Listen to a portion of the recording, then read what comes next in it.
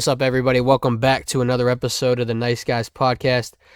As you can see, we got a special guest on tonight, and before we kick it over to him and chop it up with him and ask him some dope questions and have a dope conversation with him, already showing it off.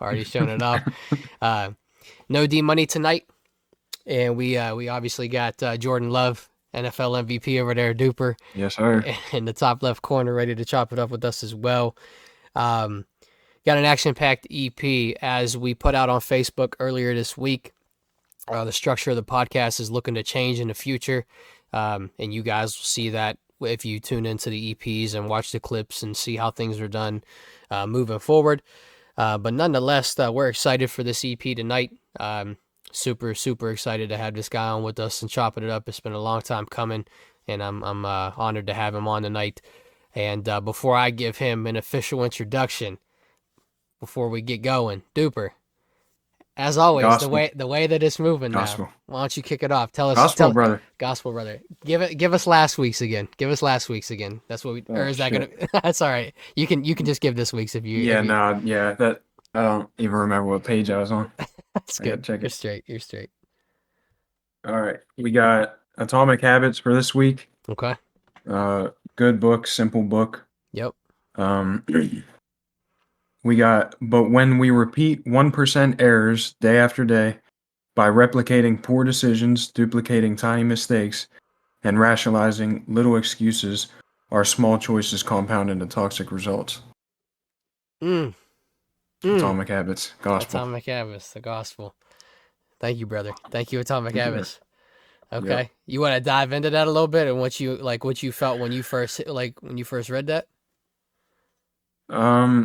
I mean, it's pretty simple for me. It's just like building on good little changes that you make in a day. Except this is kind of focusing on whatever for you is a negative thing that you do in a day. Like you build that, and that's going to compound the same way that a good thing is going to compound. So it's important to avoid those types of decisions. Absolutely. Yeah. Ray, you got any interpretation you want to add to that? Hey man, that was a banger. That was dope. And it's funny, the ending of it, when he was talking about the excuses and so on and so forth. It hit me because I was just talking to Jess about it, my significant other, and I was telling her like I'm hitting that evolution in my life right now where it's just like I'm ixnaying all excuses from myself. I'm ixnaying all excuses from everybody. Like I have zero tolerance for that stuff now. You know what I mean? Like people are always complaining. It's the era where everybody has a problem, but nobody has the solution. Yeah. And the lack of trying. So when he said, as soon as he started reading, I was like, yeah, I needed to be on here today because that's where it's at. There we go. Well, I'm hoping that's going to segue into the conversations today.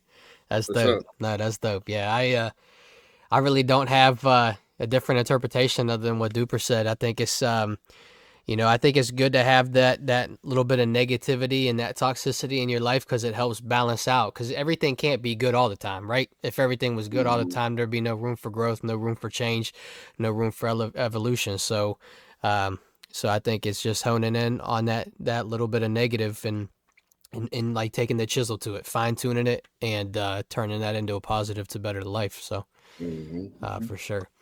All right, listen. So in part of changing the structure of the podcast, we usually just be like, hey, this is who this is, and then we start kicking off questions. So there's a podcast that I listen to, and I just absolutely love the way that he does introductions. It's the Sean Ryan Show, and he has a ton of great guys on there. He has a lot of tier 1 military operators on there, political figures, and so he does obviously their resume and their introductions like a mile long because they have a lot of life experience and they've done a lot of dope, crazy shit in life. So I'm going to keep it as simple as I can and hope to do you a little bit of justice, Ray. But the guy that we got on tonight, Rae Ward, everybody, we appreciate him coming on. This is a guy that I've known for several years now. Met him out in 2018 back in Indiana when my wife and I found our way out there while she was in grad school.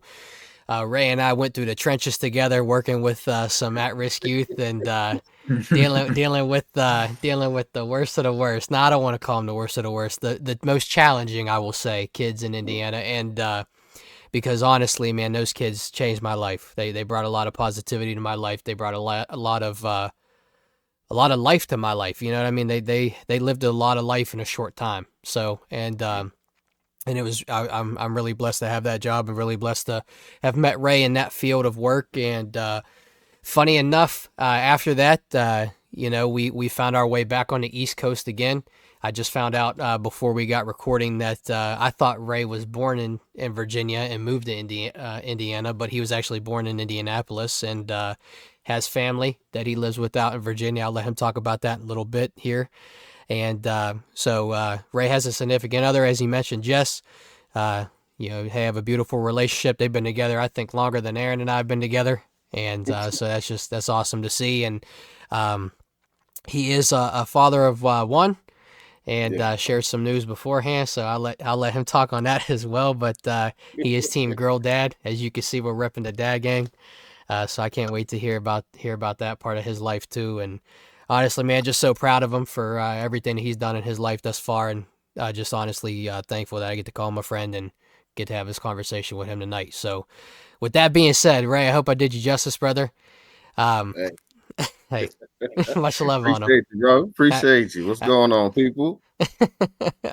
I guess the first thing that we're gonna kick off, man. Let's just get into it. Let's talk about what we got going on, man. Let's talk about the life. Let's talk about Rae and growing up and growing up in Indiana, and then we'll move on to the adulthood stuff. So, All right, all right. Well, life, boy, that's a loaded word, ain't it? it is, it is, man. I mean, if we want to take it back, born in Indianapolis, uh, pops was in the military. He joined the military after I was born, so I want to say like 2 years after I was born, my parents got married. He was in. We moved to Guam. Stayed in Guam for 3 years. That's where my middle brother was born. Mm, Uh, moved back to Indy for a couple months, and then moved out to Hawaii. That's where my youngest brother was born. And then we moved to Great Lakes, Chicagoland area for 3 years. Moved to Japan for 3 years, and then back to Chicago. And then that's when I graduated high school. After I graduated, they moved out here to Virginia, and I started college. So moved my stuff in with my grandparents, who still stay in Indianapolis. That's where most of my family is actually. okay. Um, and then did my 1 year. Wasn't for me. Life happened, and had to make some grown man decisions at a young age, and so moved back home with my grandparents and started the workforce life. You know what I mean? Trying to find my way, going through some stuff, in the trenches of my own mind, and then started growing up from there. You gotta weave your way. Started working at the Y. Um, Met Jess before I left college. She was going to Ball State, and moved up there with her after like a year and a half of us being together. Um, Still working at the Y, going back and forth, and then that's when I started at the YLC working with the U. Um, Ended up getting my own house for a little bit with a couple of guys that I knew. Um, and then as our relationship grew stronger, we got our own place, and it's been that from there. Oh yeah, Really, yeah. I remember moving you out of the apartment into your own place. In the man. pouring down fucking rain, dude. I'll never forget Both that shit. times, both times. Yeah, both times, literally. Oh Holy yeah, shit. yeah. It's Still, been a long ride, man. It's been a long ride. hell yeah, man. Hell yeah. I did not know. That's crazy. I did not know that your pops was in the military and that you moved around that much. I didn't know that you. Yeah, So let me ask you just a simple question. I guess obviously different stages of your life. yeah. Different chapters. What was the most exciting place you ever lived in? Like, what was probably your favorite place? You say? So I get this question a lot, and it's funny because I say the same thing to everybody. It's the same two questions that I get. It's like, where are you from? Yeah. Or it's the what's the best place you've lived in. So like the where I'm from, I tell people like I was born in Indy. I'm from Indy, but I also like claim Chicagoland area because I lived there for so long. Mm-hmm. Um, but as far as like where my favorite place, where's the best place, I don't remember a whole lot as a child, especially like the Guam and Hawaii. Uh, I got like little snippets of memories that pop up every now and then. But as far as like doing things and like remembering a bunch of stuff, I don't have a lot. Um, I remember more Chicago the first time, and definitely a good portion of Japan, and then obviously Chicago the second time. But that teenager by that point, so yeah. Right. So that's I would say Japan, mainly because I've been in Chicago. I know what there's to do in Chicago. I love Chicago. Don't get Yeah. me wrong. Like, but if I, and this is what I'll be telling folks too, if I had a place to go and just disappear, it'd be back to Japan. Really. That's cool. Yeah, That's cool. it's clean, man. The culture there is it's when I think of like peace, bro. Like the people of Japan is really what I think about because I mean their way of life is definitely like I'm gonna help somebody just because I want to help somebody, Mm-hmm. and they're very warm and welcoming to outsiders, especially if you put some effort in to at least try to talk to them or get around and that kind of stuff. Like they really appreciate when people step outside of their comfort zone and really try to embrace their culture, and they embrace you 10 times. So it's really cool. It's really cool out there. It's beautiful. I mean, the nature, the air, everything is. If I can suggest going somewhere to anybody to just experience a whole different side of life, it's Japan first and foremost. That's dope. Hell yeah. Hell yeah. Well, let me ask you, just real quick for because it just popped into my mind. These how these questions work. Um, Hmm. so when you say like the way of life is peace and stuff, have you like when you say you're looking for like life peace, have you dove into the spirituality books and stuff? Have you done like any of the Atomic Habits reading or the Four Agreements or anything like that? So I've never been one to really read a lot. Mm-hmm. I started to get into it living in Muncie actually when we were going through the trenches together. So that's, what Mm-hmm. sparked it, especially going through the stress of being a young adult and trying to teach kids that ain't far from my age how to Yeah. grow up and stuff. Got into some meditation books, some Zen books, some stuff like that. Got a couple of um, quote books, stuff like that. Just things to live by. But I mean, I've always been. This is what I tell folks too. Like, I've always been spiritual, not so much religious. Yeah. So, like, what I mean by that is like, you know, I call myself a Christian. I believe in God. I do all those things. I don't go to church. I There's a lot of back and forth that I have with church, especially when I think about certain experiences that I have with some people, and the experience itself is not a very positive one, Mm-hmm. but the person is very much like Bible thumper esque, or they try to they try to put everything on Christ for why they do what they do, and it's just to me like sometimes diving into religion itself can be toxic if you're around the wrong type of people. Right. So You have a lot of false prophets. yeah.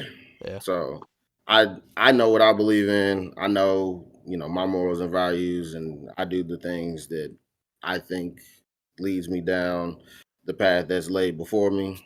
So that's how I go. But I definitely like I said, get into some meditation, self-reflection and stuff like that. I take a little bit of everything from everywhere, But I most of the time it's me being like my own form of Christianity. Right. I got you. What? Let me ask Duper this real quick. So, and I think I might have asked you this before, but switching the speed up of what you're reading now. How has these books changed your way of thinking or changed your aspect and approach to life? Um, I definitely think that spirituality has like become a pretty big part. Um, I don't really religion doesn't really resonate with me. Just at the part of life that I'm at and how I feel, um, which it really hasn't for a good bit now. Um, I just haven't really felt aligned with like church and being Catholic and whatever. Mm-hmm. There's a lot of crazy shit that goes on that we don't really have to talk about on here. Yeah, I Um, got you. but and just stuff like close to me that's happened. Um, but I won't talk about that either. But that's just Yeah, it's personal. That's private your shit. shit. But Yeah. yeah, it's just hard to get into that. Um, I think maybe when I get older, maybe I'll reconnect with it in a way. But um, the way I feel about it is God is the universe. Like God is nature. Like we're all part of it. I don't think the way I feel right now, I don't see God as a person. I see God as everything around me, the trees, the sun, the air, and all the animals and everything. So that's how I feel about it. It might sound cuckoo. I don't really care. I mean, you can't That's be. just what resonates with me the most. And Yeah. you guys feel different. Everyone can feel how they want to feel about it. That's just what resonates with me the most. Oh, and I So, think that's what makes us human too. I think that's what the beauty of America is, to have those freedoms to think and feel that way, and mhm. we don't have to feel the same. Do you feel that those books have brought a different approach to just your everyday life, in the sense of, I mean, obviously, like, I think we've talked about it a little bit before with, like with work, and, some days it's harder to get up and go do a 9 to 5 or shit like that. Like, Yeah. how do you feel that those books have helped you in a sense where, like, without them, you might have not had that, that mindset? Yeah, I mean, I definitely, like you said, it's easy to get caught up in the day-to-day BS and kind of just like, I gotta work today. Let me just be a miserable ass all day. Yeah. Um, but especially after reading the Four Agreements, like that's in the back of my mind. It's like I gotta be conscious of how I'm feeling and put effort into, not letting that shit drag me back down. Hell yeah. So, yeah. Hell But yeah. it is easy to get caught up in the whole rat race of going to work, I got school, let me just be miserable and not see the bigger picture of shit. So, Hell yeah. No, I appreciate you sharing that. I wanted to get your thoughts on that. I like yeah. Ray led me into that question, so uh Yeah. that's dope. How That's about dope. you? Because I feel like you're pretty Yeah, religious, aren't you? yeah, I am. I don't I struggle to talk about my religion in the sense of I don't know a lot about the Bible, but my aspect and look on my religion, and I've come into it in a stronger sense lately. I feel, I obviously believe in a God. I believe that to have eternal salvation, like, I think that we're here for a short time, in our natural lives and our natural souls and spirits and stuff, and then our souls and spirits, transcend into a greater aspect of life, if that's what we want to call it. But for eternal salvation, I've accepted, Jesus Christ into my heart and as my savior, and I don't look to have a relationship with Christianity as a religion. I look to have a relationship with Jesus Christ in my day-to-day, everyday walk of life. That's how I look at it. So, like Duper, and I don't think I've shared this on the pod, which haven't had a reason to do that, but I used to be Christian, like Duper.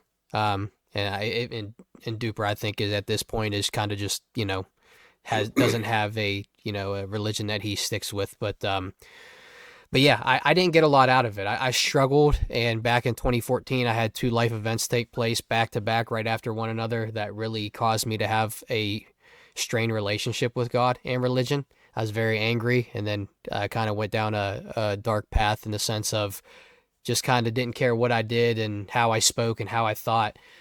And then, meeting my wife, I started we went to a church in West Liberty that was geared towards like the college campus, the college students, and so I kind of just started to peep the way that religion was and how that how God was brought into that religion, and I got a lot out of it. I think in that point in time in my life, I needed that.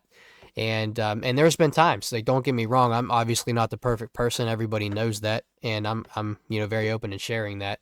But there's been times since finding that religion or having that relationship with God that I haven't been the perfect, Christian or person, and have turned my back on him or not maybe taken opportunities in life that he's wanted me to take. But I think what really brought me into a strong base of my faith was when I left the police academy, the police force, again for the second time. I left it out in Indiana. That's where I worked with Rae, met Rae in that aspect of life and in that avenue of work. And, the second time, I think, as opposed to being shitty about it and sitting here saying, oh, why'd God make it happen to where I'm not a cop? Like, that's what I want to be. That's, maybe that's not necessarily what was determined or destined for my path to be.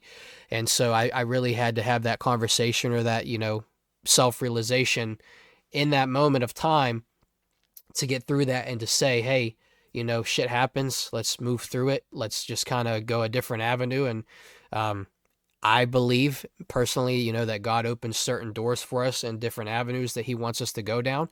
And some of those avenues lead to locked doors or, different doors that open to different paths. And so, I've come into my faith, I think, strongly here, the way that the world is. We're in a very shitty time politically, and and so I think that, to me, that's what I hold important in my life, and so yeah, that's what I believe. I mean, I'm not gonna obviously condemn or think somebody a different way for not believing what I believe in. I'm never gonna be one that goes out there and forces saying that I believe what I believe is right and what you believe is wrong, and you're wrong for not believing in that. Because I'd be a hypocrite, and I think that there are people that are like that in all kinds of faith, not just the Christianity faith, but all kinds of faith. And so, if people have questions and I know the answers, or I can provide an explanation on it, just kind of like how I did, that's what I do. I'll share my story, how I came into my faith, and maybe offer guidance if they need it. So, or if they ask for it, not if they need it, but if they ask for it. So, but yeah, that's my stance on it in a nutshell. So, yeah, the Four Agreements book and then the Alan Watts one, yeah, kind of is shaping the view that I have. Not necessarily shaping, just kind of guiding me a little bit, because I've felt this way about it for a good bit, like I said. mm-hmm. But just reading those books is kind of like, yeah, I could see that being how it is. Right. So, yeah, and I mean, I commend you for doing that. I can't read in the sense of, like, I can't focus enough. So that's why I listen to a lot of podcasts and that offer different ways of thinking about life, because I can relate and get a lot more out of that than I could by sitting and opening a book. So I commend you for that, because I wish I could do that. And you know what? I guess I could. I mean, I really could if I just had enough self-discipline to do it. But if I can listen to it in an audiobook and still get the same thing out of it, I'm going to take that avenue. Yeah. So, so no, I appreciate you sharing that, though. That's dope aspect and way of looking at it. And Rae, same thing with you, man. Appreciate you sharing that. So we have the early parts of life, kind of growing up, coming into the adulthood. Let's talk about for a little bit how, when you met Jess, did you meet her at the YOC? No. So Okay. I met Jess winter break freshman year of college. Okay. I was going to North Central College in Naperville, Illinois, and like I said before, she was going to Ball State. But because I was staying with my grandparents when I went home, I so North Central College, to my knowledge, still when I was going is a trimester school. So instead of the typical for like the The semester quarters. semester, Semesters. Yeah, certain yeah, semesters. Yeah. yeah. So we got three. Well, we had three, and so our winter break started that week of or the week before Thanksgiving, and went all the way until the second week of January. So I had all that time to be with my family, be at home, reconnect, that kind of stuff. Because I didn't really grow up with any of my cousins like that. We were close when I was a kid because, like I said, I was living in Chicago and stuff. Mm-hmm. Um, but then when I moved, going to Japan, the formative years where you start to really form like tight relationships and stuff, we wasn't around too much. Then when we moved back to Chicago, not a whole lot of people came to us. We always was going home type of deal. So spending the time with my cousins and stuff like that, and I caught myself scrolling one night on this old app called Tinder. Oh shit. Oh shit. Uh-huh. So caught myself scrolling late at night. It's probably like one something, two something in the morning, and I'm swiping, swiping, swiping. I rolled by and I was like, all right, swiped on her, instant match, and I was like, oh, okay. So keep in mind this was late. I was just on some bullshit that night and sent her a little risque message. Hell yeah. And cause she didn't get back to me until the next morning, and she said something along the lines of, "Oh, you could have said something different, or you could have something like that." Yeah. I had to get her to tell the story to you. Um, and, me being slick with it, I'll be telling folks I'm smoother than the cream cheese spread you put on your bagel, boy. But had a little rebuttal to that. And she got in it, got her in that little trap, you know what I mean? And no, we just chopped it up throughout the day, got to know her a little bit, and then she uh she actually hit me for my number first. She was like, I don't really like the message on here. You could text me, yada yada. So got the number, was talking, went and did some stuff throughout the day. And then she hit me up later that night. Went over there just to hang out on some real stuff. Like I wasn't, a lot of people they get on these dating apps and all this kind of stuff, and everybody's just going for the kill, going for the kill. And I was like, oh, I don't need to be on that. You know what I mean? Like Mm. not enough people really know how to just sit and talk. And so I was just like, I'm gonna go over there on some chill stuff, go meet this girl, actually try to be friends with her, figure out how this is gonna go. And so she hit me up and was like, hey, you wanna come hang out, yada yada. And I was like, yeah, I'll come over. Now I tease her about it now because we tell this story to the people we meet and get closer to and so on and so forth. And I'll be teasing her about it. And I was like, you invited me over during hoe hours, right? It was that late text, but her friends was over and stuff. And I was like, yeah, I'll come chill. She was like, yeah, my friend's over here, my brother's up, whatever, whatever. So I went over there after midnight.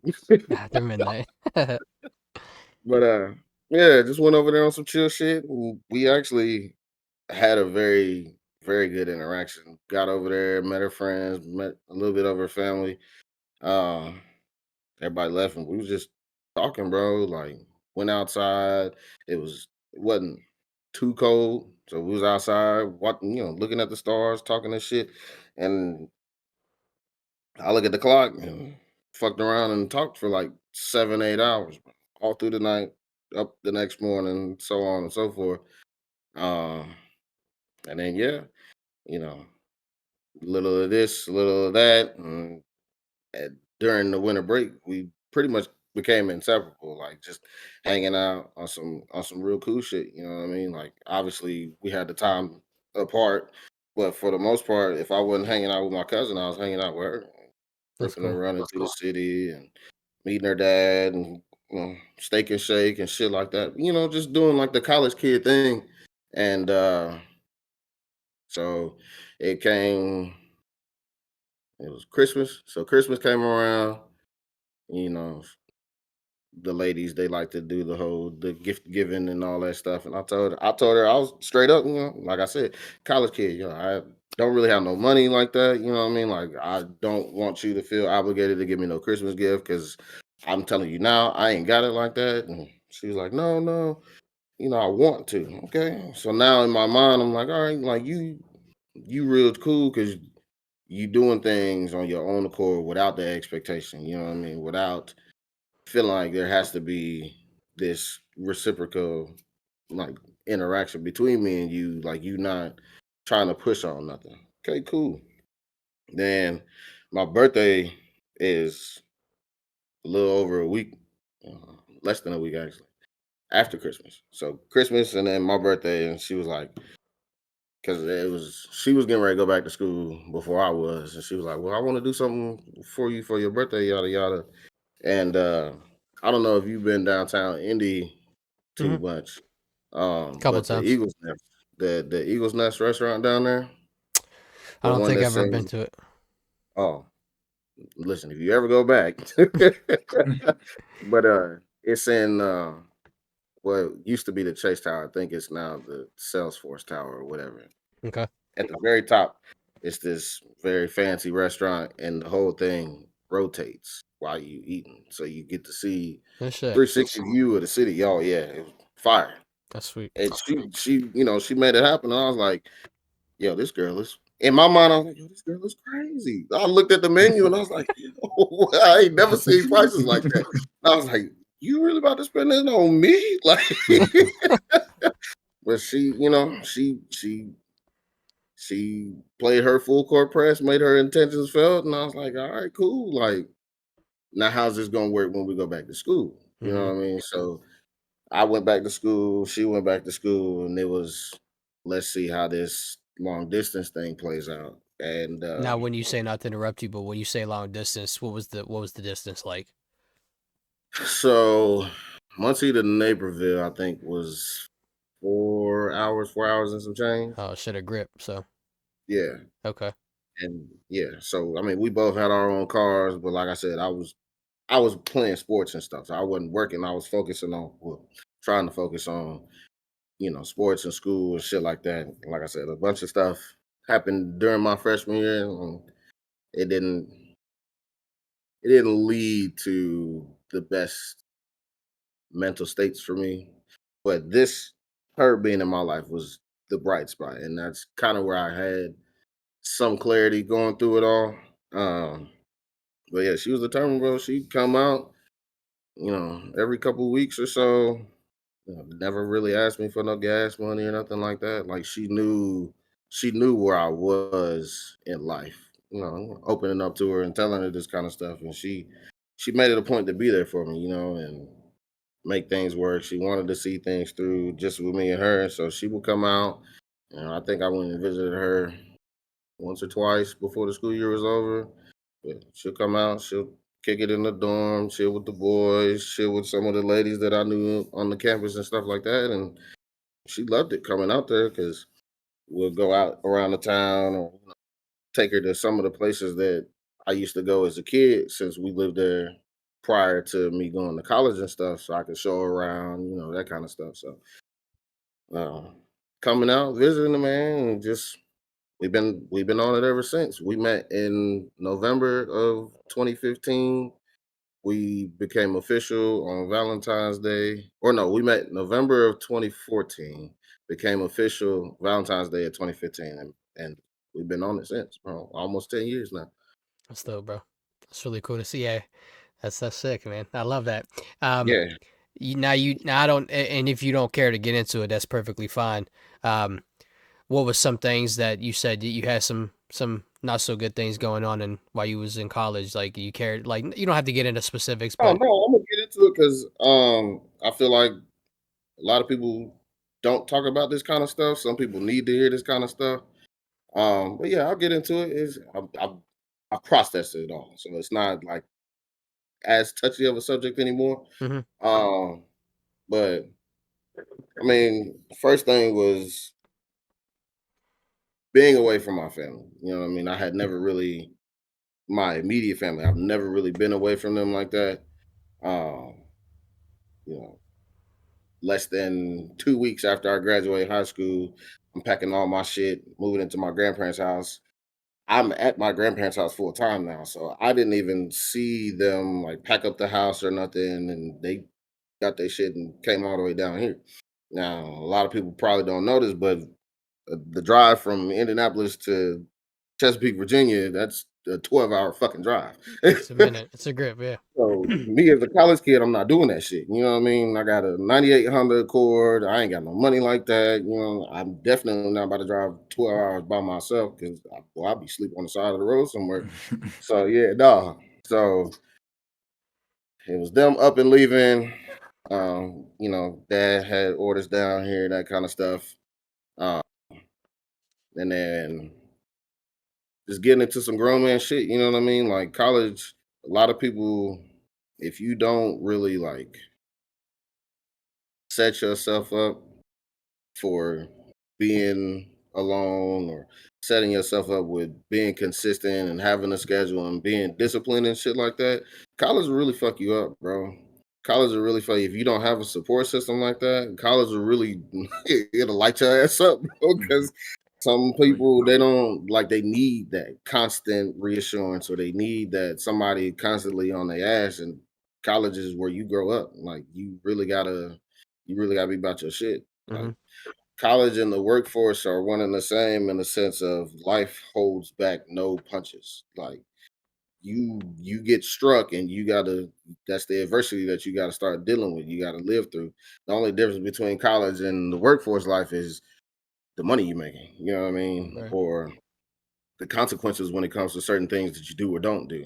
And the reason I say that is because me personally, I think of consequences not necessarily a negative term, but the repercussions of your actions. You got positive consequences and you got negative consequences. And that's really just based on how you move through life and the things that you do and how you treat people. You know what I Mm-hmm. mean? So doing that shit, man, like going to college, football was a primary focus, and then I don't know where exactly I had to fall off with football, but I just started to fall out of love with it. You know what I mean? When you grow up playing something and you have expectations for yourself and you don't meet those expectations or you don't see the results that you thought you were going to see, then that starts to take a toll. You know what I mean? It took a toll on me, bro, and I started falling out of love with it. And I just stopped caring, bro. Like, I stopped giving a fuck. I was doing the shit in my classes, and then I started falling behind classes, stopped going to mandatory study halls, shit like that, and it's gotten real dark place. I was messing with a girl at the time, um, back and forth, on and off type shit. We was together in high school, and she was going to a school not far from me, and hit a rough patch with that before school even started.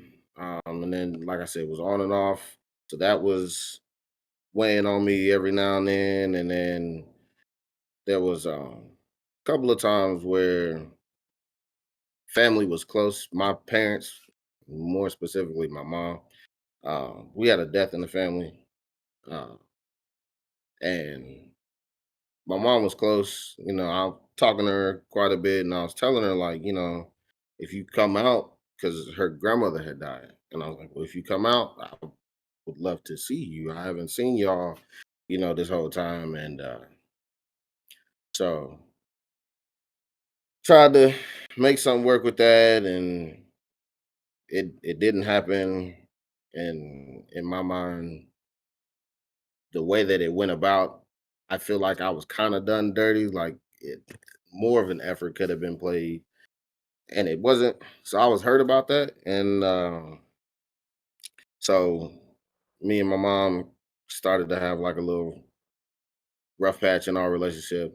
Me and my dad had already had the rough patch going on, just the things of the nature of his job. You know what I mean? Being in the Navy, having to be gone a lot, and that kind of stuff. We didn't develop closely like most other people when their parents are around a lot.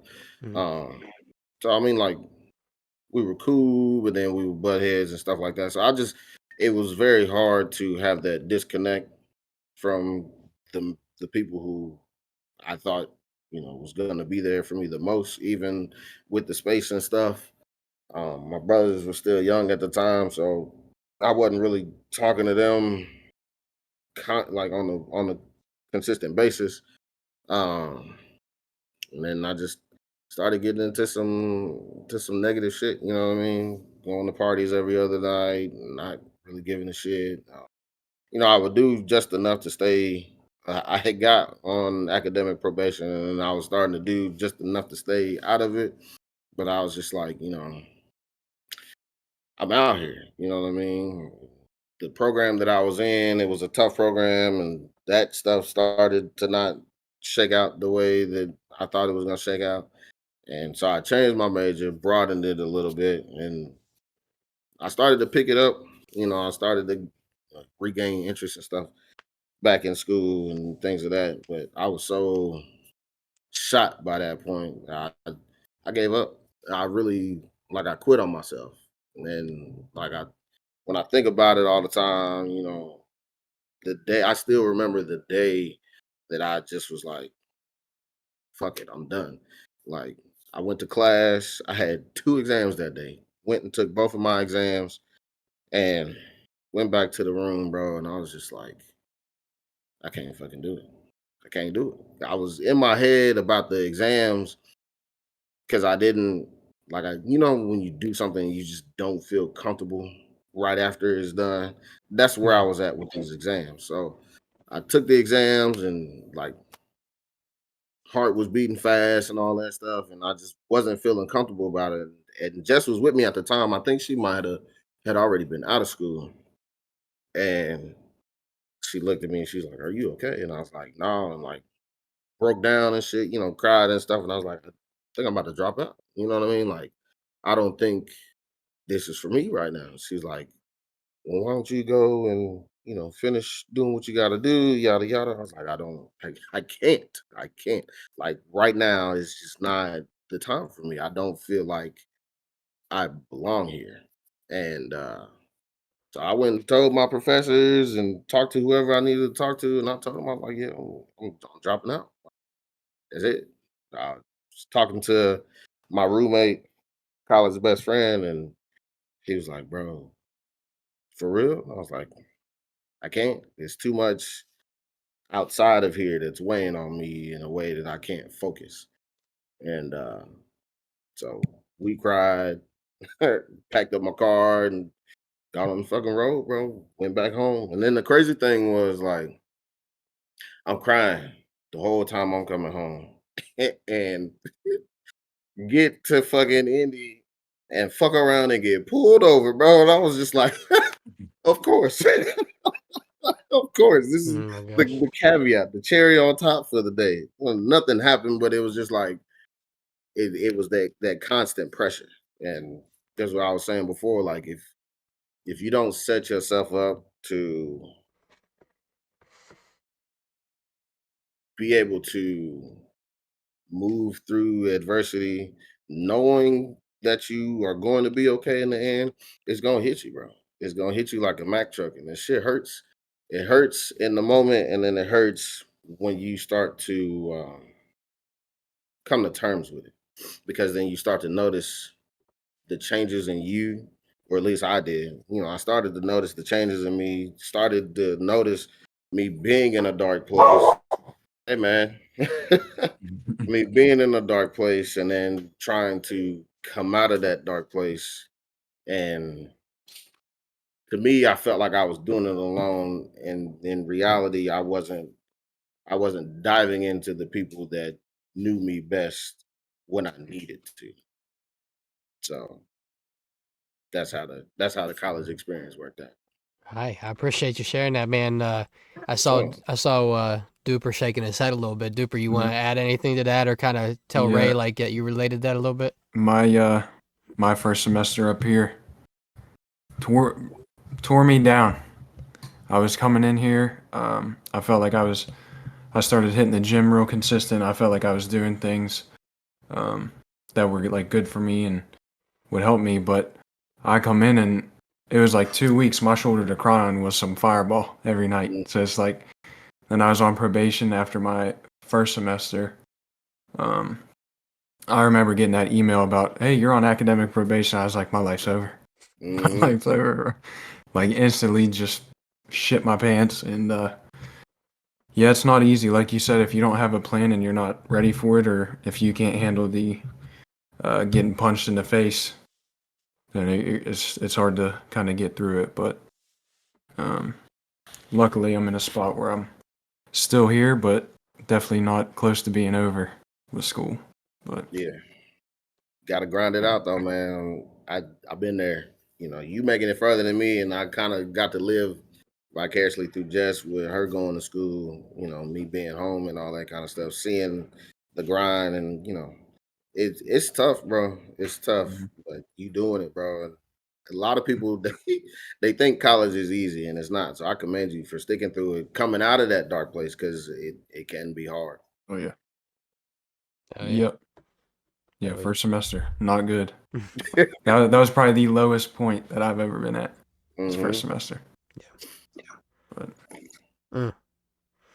Well, let's spin over to this side of it. So we had the college experience. We moved on from that. We had the relationship with Jess. You guys find yourself in Muncie. We come across, we each other. We cross paths.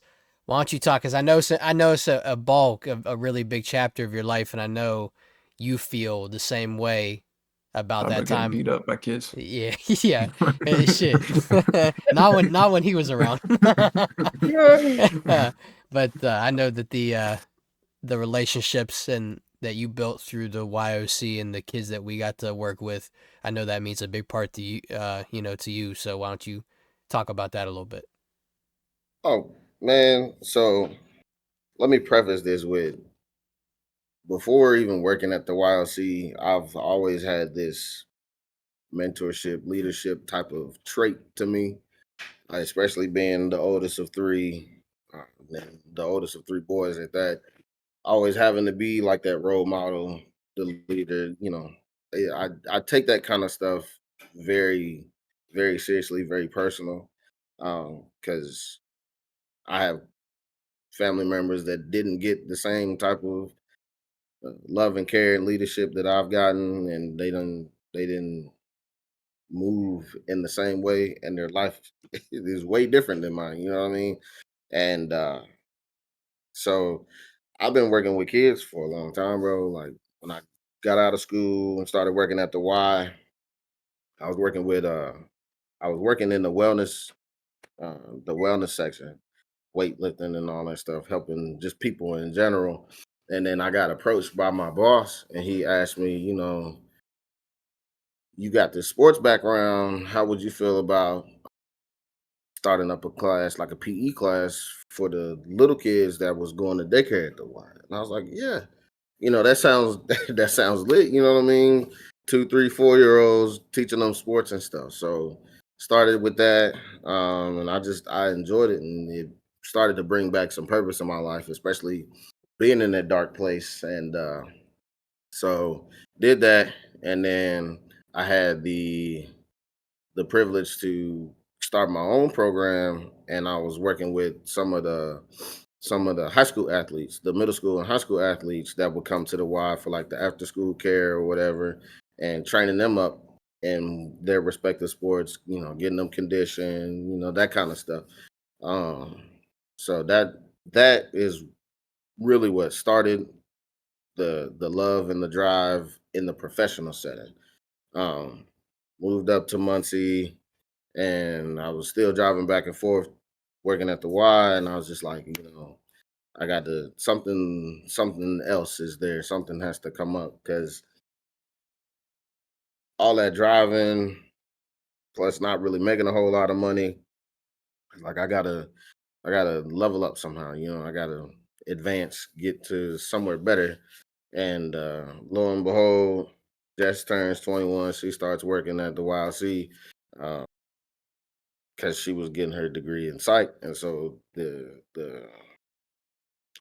working with the kids and doing that kind of stuff is what she wanted to do, but in a different way. I was like, all right, that's cool. She'll come home, she'll tell me about her job, and I was like, that really sounds like a fulfilling job. It sounds like something that I would like to do. And she was like, well, if you wanna, if you want, I can refer you, yada yada. And I was like, all right. So waited till I turned 21. The day after I turned 21, dropped my application. Um, and got in and got in the training and stuff. Got my folder, you know about that folder, bro. Got my About the folder folder. and that joint said task. And Task. I was like, all right, What the cool. fuck is task? What is that? And uh, they was talking about it's the semi-secure unit. It's more of our aggressive kids, so on and so forth. And I was like, oh, okay. All right. It's like all right, that. that's all right. Do you remember what task stands for? I don't. So treatment I of don't. adolescents in secure care. There you go. That's imprinted in my brain. I'll never forget it. There you go. Yeah, no, I when I got down there, bro, all of that formal training right out the window. Like, right out the window. Only thing I remember formal training wise was the damn restraints, bro, because that was game on from day one. from hour one in that unit, bro. Hour one. My very Yeah.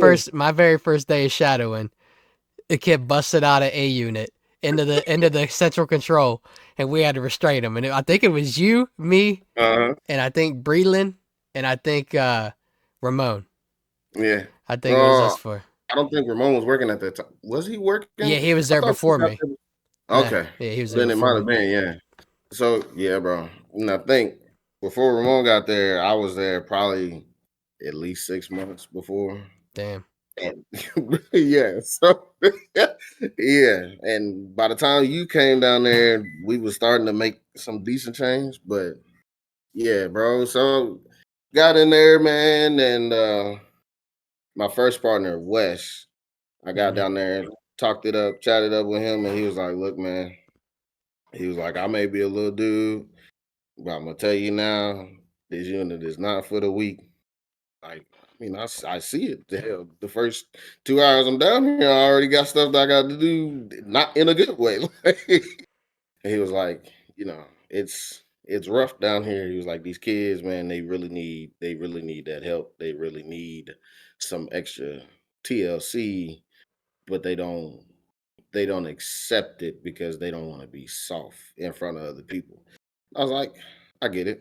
Especially in the unit that we were in, is teenage boys Mm-hmm. coming straight off the streets. I'm talking about 14, 15, 16, want to be in gangs, been doing drugs, that kind of stuff. Shit that no teenager, no kid, or anything should really be exposed to ever. Mm-hmm. And they've had the worst of it for one reason or another. So started doing the grinding out stuff with him and started getting a getting a rapport with the boys, and I was like, yo, like, I like it down here. I love it down here. You know what I mean? Like, for where we were, it sucked not really being able to get out as often as I was shown in training Yeah. with colleges and stuff. Yeah. But for the in-depth conversations that I was able to have with my kids, for the lessons that they eventually started to learn, and just me being able to learn a tougher side of life, because I didn't really, I didn't grow up like these kids. No, me So neither. they're teaching me stuff and I'm teaching them stuff. And it's just like, even with those drastic differences, there's always a common ground that you can come to. And once they started to understand that and understand that things don't have to be hard, things don't have to be, knuckle up and rough and stuff. Oh, we was making strides, bro. We was, I was, me and Wes cranking them out, you know what I mean, getting them through the program. And I think at one point in time, we had like 85, 90% success with transitioning to the cottages and going back home Yep. just from our part alone. And so started to get, so feel good about it because it's like, all right, so it does work. It takes some time, but it works. Mm-hmm. And once the kids buy into what you're teaching them, telling them the program and stuff, you really start to see like the true nature of what their personality is, not what they've had to be. And I love it, bro. Like I worked there for almost 2 years, man. Mm-hmm. I may have had complaints in the moment, days was hard and going through shit that you really shouldn't go through, but I wouldn't trade them days for anything, bro. And I really think that that's what shaped me into being the man that I am and shaped me into having the mindset and the patience that I have with life in general, but then also with my own child. You know what I mean? Just knowing that there's a reason behind why and not just jumping to the gun of like, oh, they're bad, they're misbehaving, but actually getting to the root problem and then riding the solution out until it's understood. Yeah. I started at the YC, man, and I loved it, bro. Oh yeah, yeah. I definitely sharing the love and the mindset of that. I think it helped me be. I think I was 21 when I worked there too, um, Hmm. and I was there for 2.5 years as well, and most of that time being in the task unit transition to a skill builder role. For those that don't know what that is, that's more like the counseling side. You get the one-on-one time with the kids, so that was really cool. And then I moved into administrative role after that. And Hold on. you straight? I'll be right back. Yeah, Yep, yeah, I'll be yep. right back. You're good. While he's gone, I'll just anyway. Those kids really just you know, brought a different aspect and mindset into my life. And it was funny that I was 21. Some of these kids, 13 to 17, is the bulk of who we worked with. Just taught me a bunch of life lessons, and just because their aspect of life or their walk of life was a lot different than mine. And so, very grateful for the time that I got to spend there, and it helped me and being, a father and like Rae said with his child, helps me be patient and see it from a different side of the coin. So I'm definitely grateful for that. So um Hey, I'll be right back. you're straight, bro. Good. Um while he's away, real quick, there's just two major points I want to talk on with you, just real quick. Um one being trying to see the best way to go about this because you just mentioned your child. So let's just go into that. Let's just go with that flow. Um Mm, So let's talk about fatherhood, man. We did a lot of growing up out in Indiana. We lived our early teen, our 20s out there, mhm, and then we both moved to the East Coast, and so that's where we were blessed to become fathers. And mhm. um, I had a son, you had a daughter. So Right. let's talk about that. Let's share what you want to share about that. Man, listen. I know you could probably talk for like 15 hours because I'm sure I could plus more, So Man, so I'm gonna preface this right now. Becoming a father was hands down the best thing that's ever happened to me. agreed, Period. agreed. The greatest thing in life. Um, however, when I got that news that I was going to be, Hey, that's this oh man, this is the asshole right here, puckered, tight. what I'm talking about? Chest was heavy. Oh man, I was fucking scared, bro. Scared shitless because at the time, we had we had been out here for a year. We had been out here for a year. We were still living with my parents. So let's rewind a little bit. We moved out here February 21. My dad was getting ready to retire and he was getting in the trucking game. He was finding his second career and he was like, look, we can make this a family business. It can be, you know, we can do this generational thing and make something that we can stand on. Hmm. I was like, all right, cool. I was working with kids in a different setting at the time when I was like, all right, if you need my help, excuse me, let me know. Like, I would love to. Me and him have had a lot of conversations about generational wealth and building a legacy and so on and so forth. So we made the move for that purpose. Hmm. And I was working with kids with autism at the time. I remember that. So I was able to transfer my credentials, not necessarily the same job, but I got pretty much the same job being a registered behavioral therapist with kids with autism, little kids. So working, got a job out here doing that when we first moved out here, and the whole plan was to get through the schooling and get started on this driving thing. Not what my focus was when I got out here. There's a lot of things going on, adjustments going on, life events that shook me to my core that happened right after we got out here, and I just kind of put the blinders on and was like, fuck it, I'm just gonna grind, do what I'm doing now, and try to figure some shit out because nothing was going according to plan. Nothing was it, spiraling all the way down, and I was just like, all right. So getting my head on straight, getting things together, and I registered for the class, started getting into it, and no, this was before that. So Thanksgiving, right? Thanksgiving.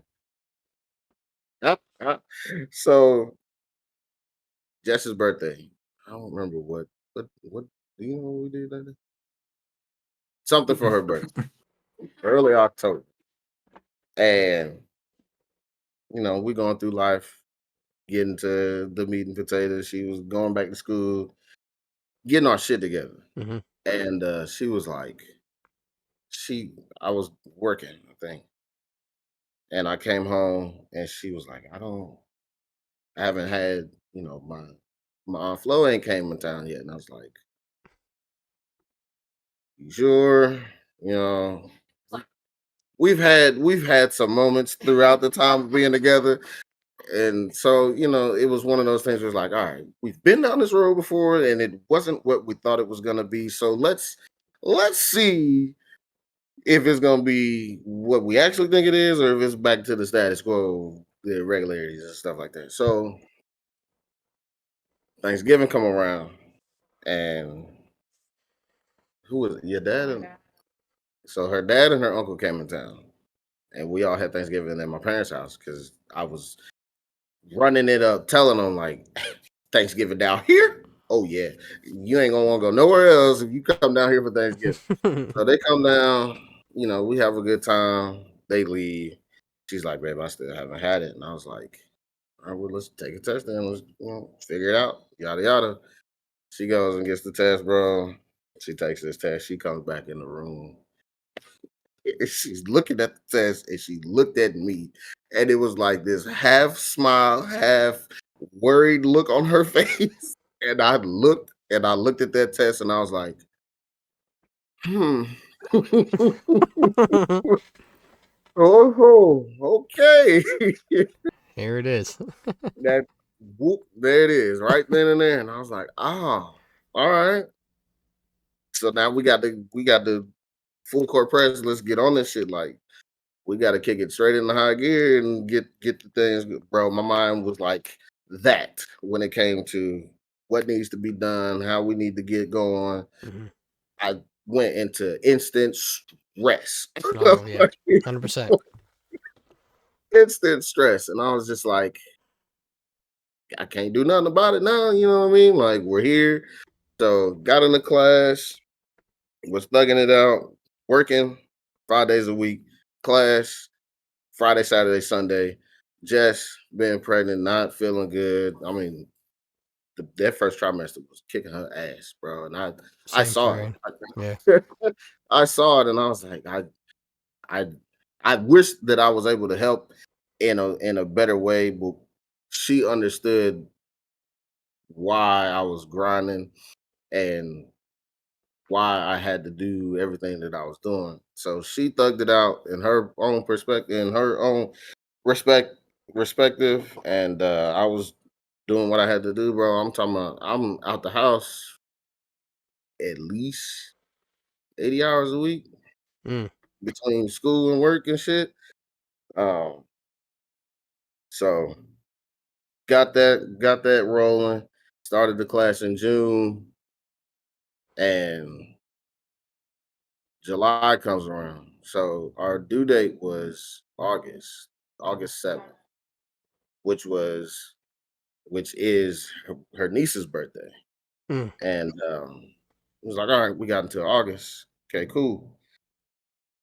June, I start the class, and we get through the prelims of the class and stuff, and they're telling us, all right, you'll be graduated mid late July. All right, cool. So then I have a couple of weeks to be able to prep and all that kind of stuff, bro. July comes around, and it's the busiest fucking month out of nowhere. It's hot as shit. Classes ramping up. Work is, so we get to the third week of July.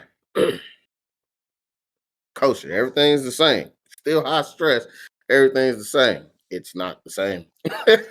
It's not the same. July 21st, I'm at work, and she had a doctor's appointment. And she texted me and was like, I need to go to the hospital. And I was like, you heard that. Kind of. the What she say? one the one appointment that I wasn't able to make it to throughout this Oh. whole fucking pregnancy. And she texted me and was like, they just told me I need to go to the hospital. I said, what's the matter? She said, my blood pressure is high.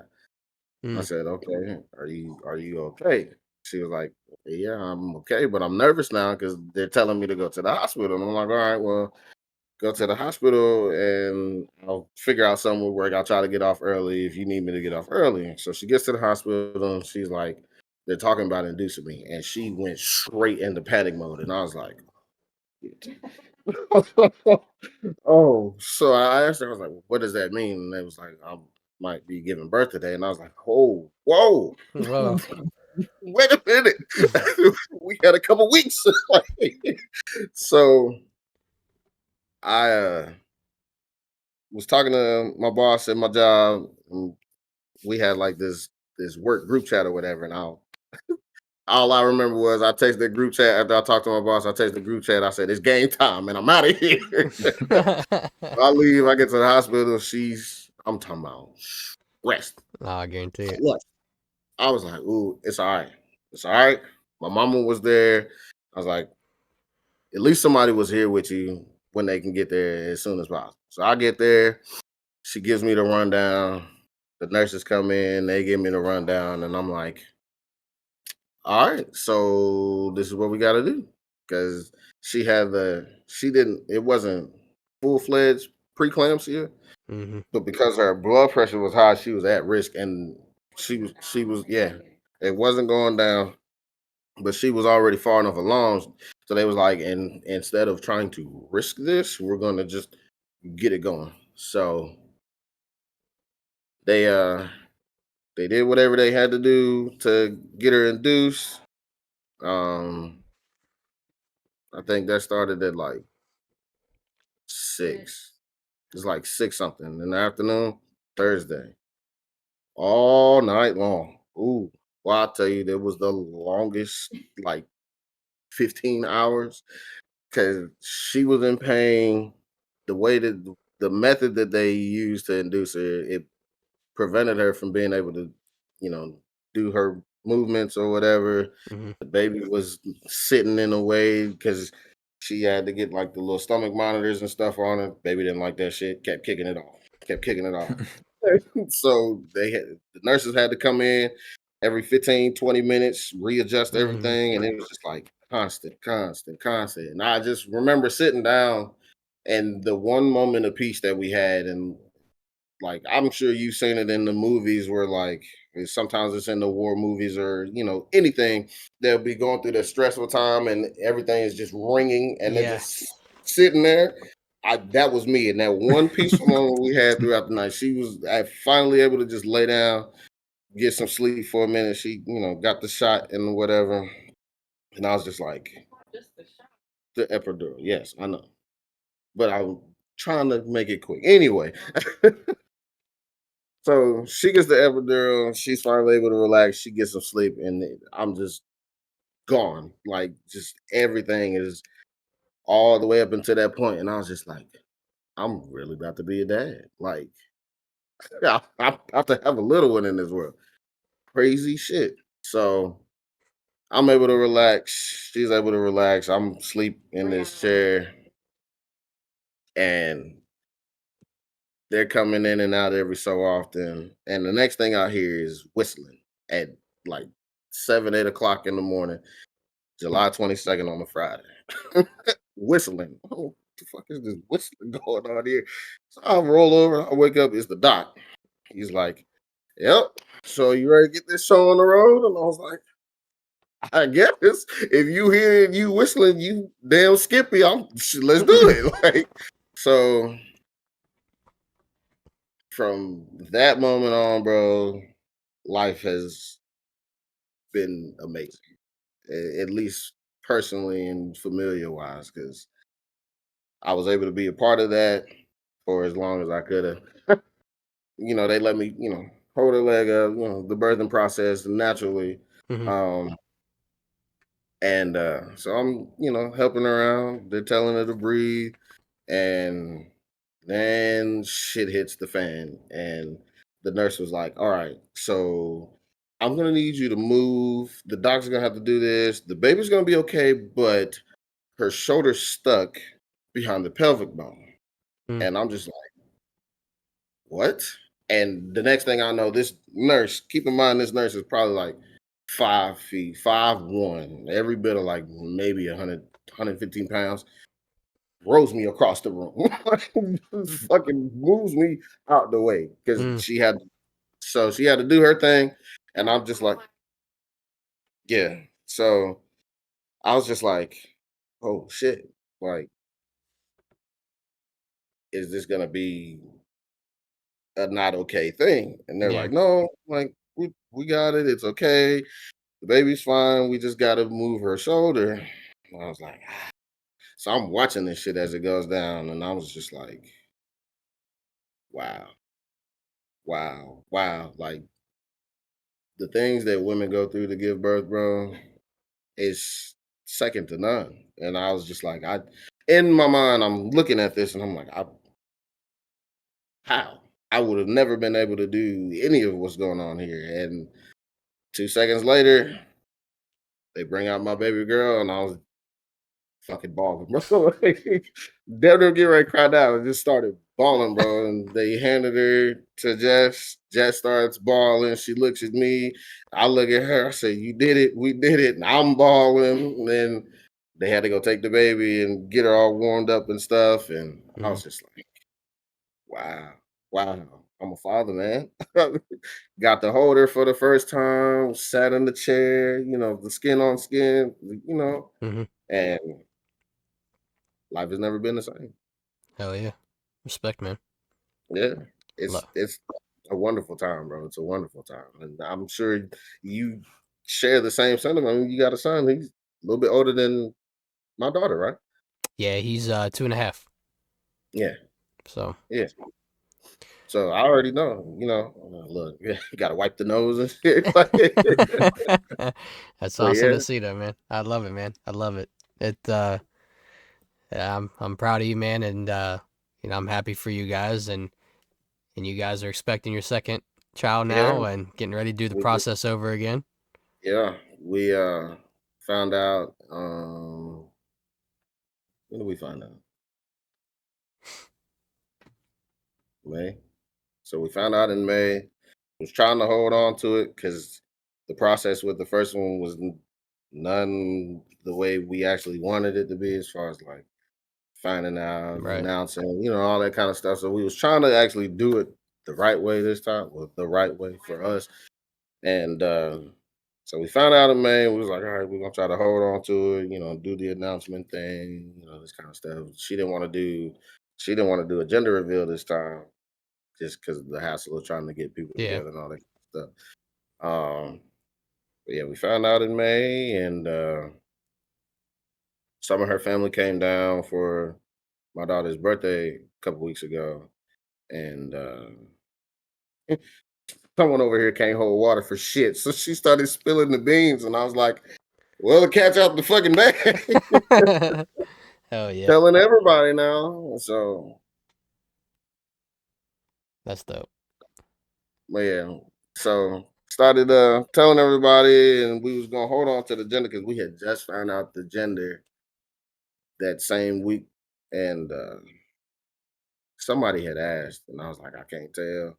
I can't tell. We was planning on holding it down, and then we had all the family over here sitting in our living room with us, and somebody had asked, and I said I wasn't gonna say nothing. Jess looked at me, and I looked at Jess, and I was like, "Well, if you want to tell them, we can tell them." I just, I thought we was gonna do what we talked about doing. And she's like, "Well, it's up to you," and I was like, well, "The back and forth. It's up to you. Yeah. It's up to you. It's up to you." And so I was like, fuck it, I folded. And so we told him. And so, yeah, we got a girl coming in January. It's awesome, brother. I'm happy for you.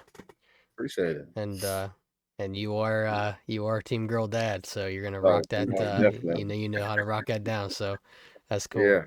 That's cool. Well, before we get out of here tonight, man, I think what we're gonna do is we'll skip the draft pick segment, but I do want to go and do the top 5. I think we've done that every episode, and don't see a reason not to do it again this episode. But that's cool, man. I really appreciate you coming on. I really appreciate you sharing your story, and the invitation is always open. You want to chop it up, run it back about something totally different, Yeah. a more specific thing, or even more parts of your life that we might not have had a chance to get into tonight. Right. More than able to do that again, and would love to have you back. But with that being said, you wanna do this top 5 with us? You got time to For stick sure. around? I bet. For sure. All right, so let me run this analytics down real quick. If I can pop it up on my personal side of things. If not, I'll go into my podcast page. Look, while you getting that together, bro, I just want to say thank you, man. Thank you to you. Thank you to your partner, bro. I appreciate it. When you sent me that text, I was like, yeah, hell yeah, let me get on this podcast, bro. Because Hell I yeah, know man. you've been doing your thing. I know y'all been doing your thing. And it's just, I appreciate it. It's an honor being on here, bro. I appreciate it, man. Absolutely. Yeah, something that we would love to have these episodes week in and week out, man. And sometimes it works out where they come back and forth. Like next week, we got a special guest coming on too, so we're really excited for that one. And just just the chance to share the story, man. And I apologize I haven't reached out sooner, but Hey, I think dad life. I I think know. yeah, that exactly. And I think this was the Sunday you needed to be on. So That's it. especially with our guru Duper up there, That's it. sharing the quote of the day with us. So Congrats. so we had a weekly poll come out again, and we've hit a creative wall trying to get these polls out because I can't for the life of me remember what we go over, what we've done, trying to bring new shit to it. But we have favorite Mike songs. Mike is an artist that me, Duper, and D Money love. Getting ready to see his concert here in a couple weeks, and so favorite Mike songs was an option. Favorite UFC fighters, favorite WWE championship belts of all time, and favorite shoe making models were the 4 options this week.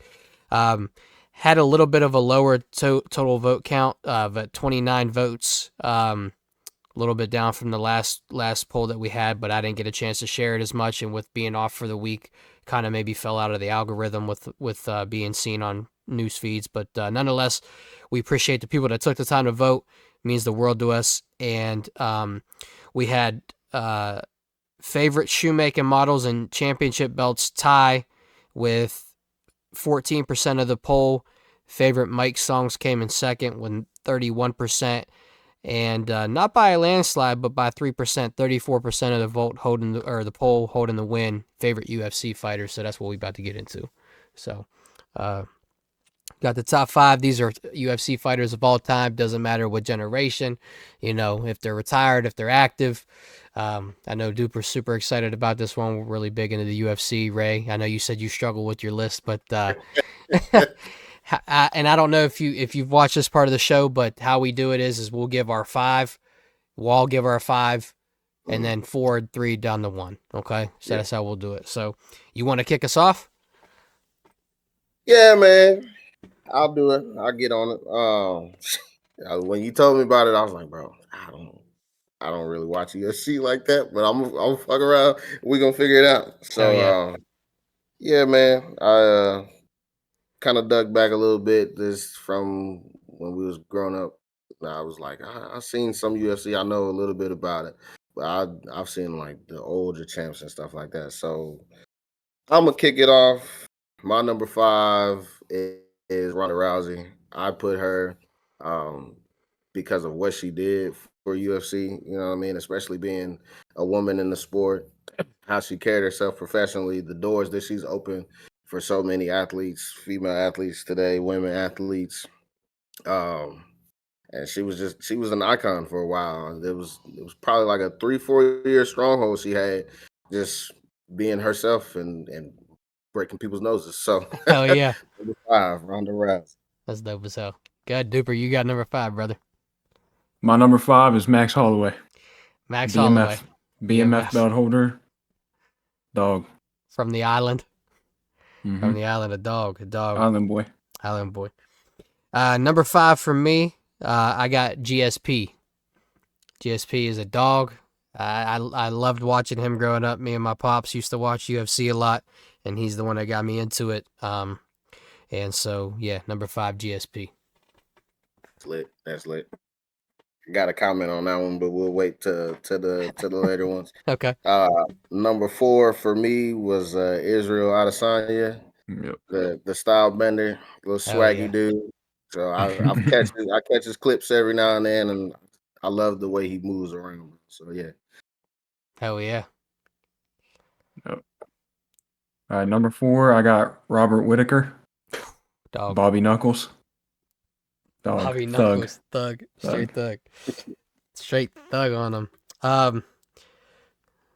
Another honorable mention just came to my mind. But number 4 for me, the Iceman, Chuck Liddell. Again, another older fighter, retired now, but God, that dude was a dog. He was a dog. Him and Tito Ortiz fighting it out all the time. So, yeah, number 4, Chuck Liddell. Yeah. See, all this is where the old heads come on my list. Here we go. I got Rampage Jackson for number 3 for me. Dog, scary motherfucker. Yeah, Rampage was that guy coming up. My brother, he used to wrestle, and that's all he used to talk about. So I was like, all right, let me see what the hype is, bro. I watched this fight, and then I seen that clip. And that man tear that door down, and I was like, that's one dude not to fuck with right there. Hell yeah. Hell yeah. That's dope. Who you got number 3, dude? Number 3, give me Izzy. Izzy. Stylebender. Yep. Number 3 for me, we faced heartbreak and defeat in his last fight. Brought a tear to my eye. Just really wanted him to get the win. Really no wanted way him you to got him at 3. Yeah, I got him at 3. Cause the old heads are coming out at number 2 and 1. So yeah. I forgot you are old. So yeah, 40, pushing 40. Number 3 for me, the Diamond, Dustin Poirier. Oh, okay. Was that who you thought I was talking about, or no? No. No. Okay. No. But yeah, that is accurate description. Thank you. Who you got? It's your silver medal, brother. So my number 2, like you said earlier, and this is why I said the comment of weight. This the guy that I was watching when I was big into UFC. He got me into it, and when I saw one of his best fights, I was like, who the fuck is that dude? Because he is whooping that ass. But GSP, man, GSP is number 2 for me, bro. And I just like anytime I play the game, if I play the game, that's who I'm going to because I already know what's about to happen. Hell yeah. Fuck yeah, bro. All right. My number 2, the man that John Jones is running from. Yeah. The best heavyweight in the world. Yeah. Tom Aspinall. Yep. He's a dog. He is a dog.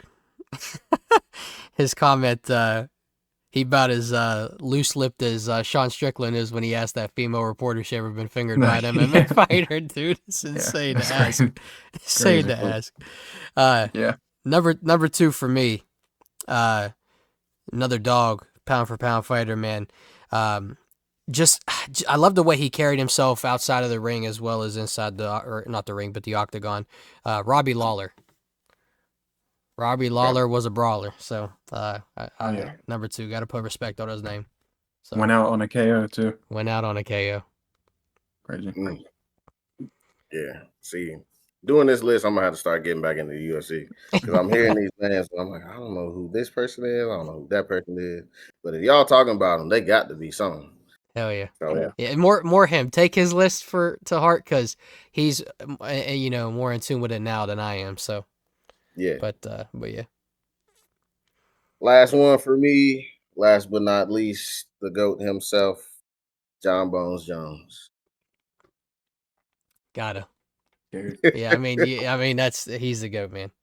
He's running from Aspinall, which is crazy. I don't know the recent drama. When you said that, I was like, damn, what's going on here? I don't know the drama, but yeah. Yeah, he told he has all these stipulations. He's just running. He's like running the old John Jones that would be like, nah, fucking, I'm gonna go in there and beat his ass.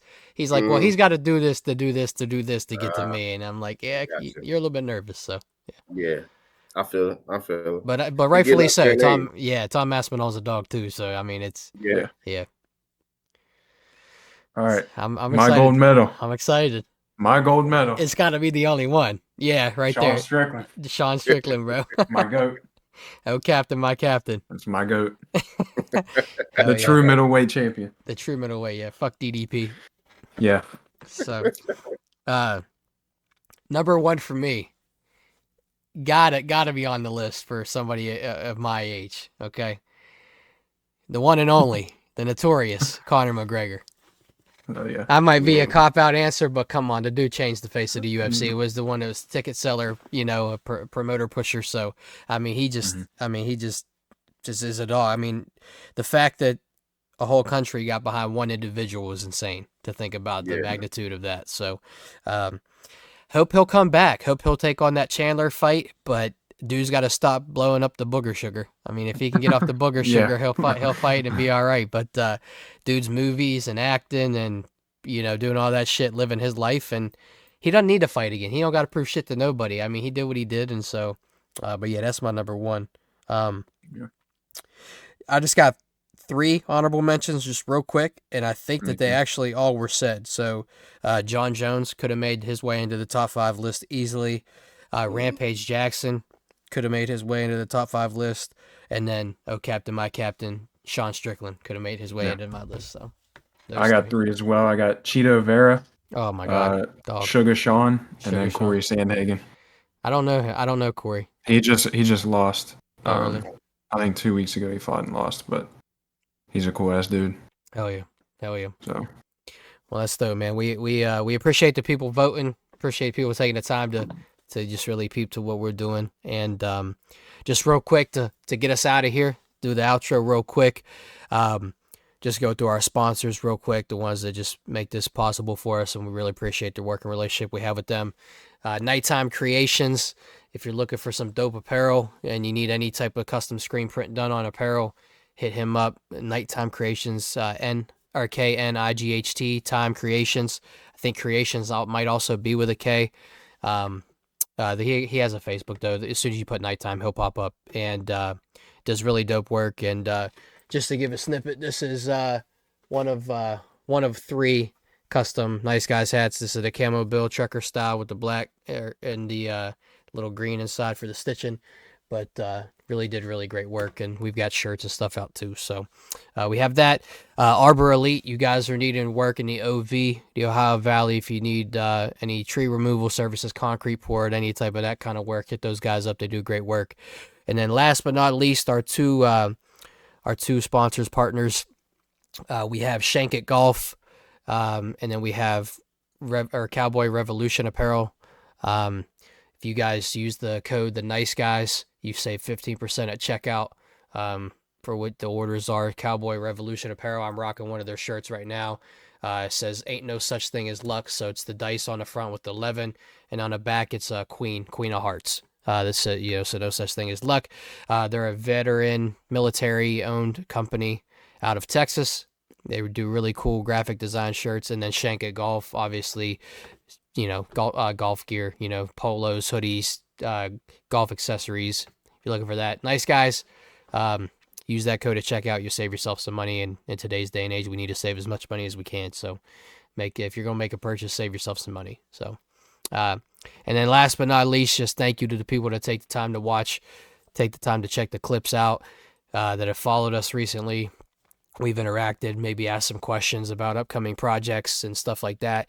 A big thank you again to Rae to come on and share his story with us and chop it up. We really appreciate you coming on, man. It was a really great episode, and I can't wait for the people to see it, man.